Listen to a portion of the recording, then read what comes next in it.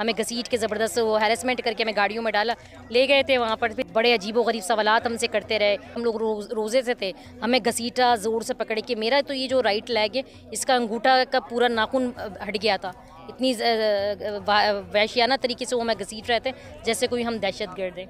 गलत सवाल हमसे करते रहे, तुम्हें पीटीआई कितने पैसे देती है, तुम क्या करते हो। और जो सवाल मैं इस वक्त नहीं भी कहना चाहूँगी, क्योंकि हर तरह की मेरी अपनी फैमिली भी देख रही है। बहरहाल उन्हें फ़ीमेल से ये सवालात करने की मैं नहीं समझती कि ज़रूरत है। कोई एक दो सवाल बता दें जो उन्होंने किया। मैंने उनसे कहा रोज़ा है हमारा, कम से कम रोज़े का ही ख्याल कर लें आप।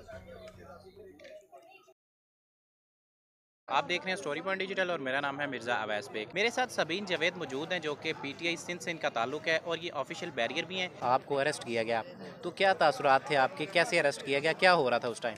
एक्चुअली जब अभी तकरीबन फ़र्स्ट वीक की बात है रमज़ान की, वो आपको पता है कि रमज़ान में ख़ान साहब की पेशी थी हाई कोर्ट इस्लामाबाद में। तो हम यहाँ से तकरीबन जब सुबह में फ़जर के बाद काफ़िला यहाँ से निकला था ख़ान साहब का, हम भी साथ थे वहाँ पर। कई बड़ी तादाद थी कारकुनान की मौजूद थी। जब ख़ान साहब अंदर गए तो हम लोग बाहर खड़े हुए थे आउटसाइड, क्योंकि सिक्योरिटी अलाउ नहीं थी। तो हम तकरीबन पुरअमन तरीके से हम खड़े हुए थे। और उस दिन 144 लगी हुई थी, 144। तो हमने कोई किसी किस्म की वहाँ पे कोई नारेबाजी नहीं की थी, हम लोग पुरअमन तरीके से खड़े हुए थे। लेकिन जब 2 घंटे बाद ख़ान साहब बाहर आए, तो जैसे ही ख़ान साहब आउटसाइड आने लगे, फ़ौरन से पुलिस ने जो है वो, जो कि पहले पुरअमन खड़े हुए थे, लेकिन ख़ान साहब के निकलते ही उन्होंने जो है वो पीछे से ऑर्डर दिया कि जितने लोग खड़े हैं इन्हें पकड़ लें और इन्हें उठा के जो है ना गाड़ियों में बिठाओ और इन्हें लेके चलो।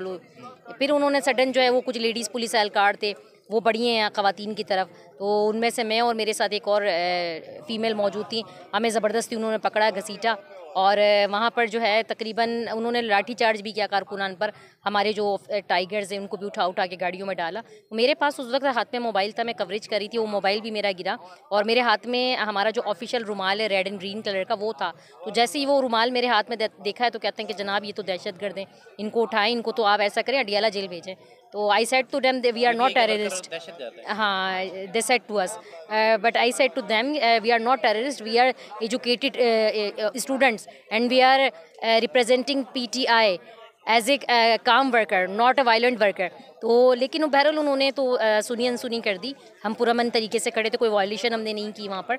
हमें घसीट के ज़बरदस्त वो हैरेसमेंट करके हमें गाड़ियों में डाला, ले गए थे वहाँ पर। फिर तकरीबन हमें मुझे वहाँ पर 6 आवर्स रखा है, 6 घंटे में उन्होंने ऑब्जर्वेशन में उधर रखा और हमें हरासमेंट करते रहे और बड़े अजीब व गरीब सवालात हमसे करते रहे।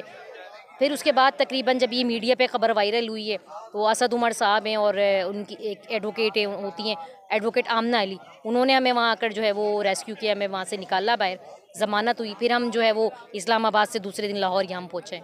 तशद्दुद भी किया उन्होंने? बस तशद्दुद क्या, मतलब क्या तशद्दुद करेंगे। हम लोग रोज़े से थे, हमें घसीटा ज़ोर से पकड़ के। मेरा तो ये जो राइट लेग है, इसका अंगूठा का पूरा नाखून हट गया था।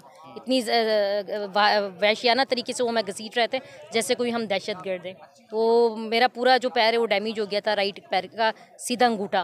तो फिर बहरहाल गलत सवाल हमसे करते रहे, तुम्हें पीटीआई कितने पैसे देती है, तुम क्या करते हो, तुम लोग दहशत गर्द हो। और जो सवाल मैं इस वक्त नहीं भी कहना चाहूँगी, क्योंकि हर तरह की मेरी अपनी फैमिली भी देख रही है। बहरहाल उन्हें फ़ीमेल से ये सवालात करने की मैं नहीं समझती कि ज़रूरत है। कोई एक दो सवाल बता दें जो उन्होंने किया। नहीं तो वो क्या करेंगे, क्या बस छोड़ दें आप इस बात को ना, अजीबो गरीब वो सवालात करते रहे। हमें बड़ी हरासमेंट उन्होंने की, हरासमेंट से बड़ी क्या बात होगी। हरासमेंट वो करते रहे, हम पे ज़ोर से हमें घसीटते रहे पकड़ के हाथों से, ये सारा। तो मैंने उनसे कहा रोज़ा है हमारा, कम से कम रोज़े का ही ख्याल कर लें आप। आपने कोई मुज़ाहमत नहीं की या आपने उन्हें बोला नहीं कि मुझे छोड़ दें या मुझे ना पकड़ें?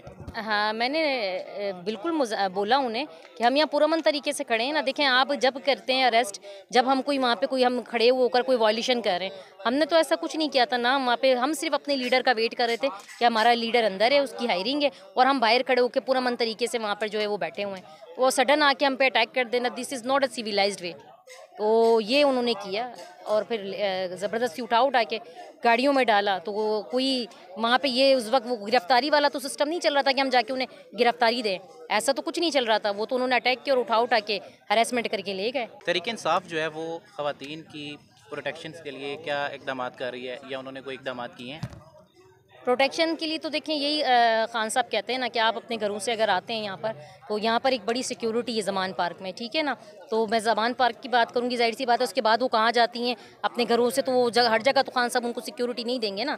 ज़मान पार्क में यहाँ पे बड़ी सिक्योरिटी मौजूद है और यहाँ पर जो है वो कैमराज भी लगे हुए हैं, सब पता होता है कि किधर कौन लोग आ रहे हैं कौन लोग जा रहे हैं, सबकी टाइमिंग शेड्यूल्स भी पता है। तो हमें यही कहा गया है कि हम अपने ऑफिशियल जो बैरियर्स हैं अपने जो हमारे ये इधर हम आके बैठें ताकि सिक्योरिटी भी रहे, अल्लाह ना करे इन केस कोई हमला होता है तो एटलीस्ट आपकी रेस्क्यू के लिए आपके पास आपके कारकुनान तो मौजूद हो ना।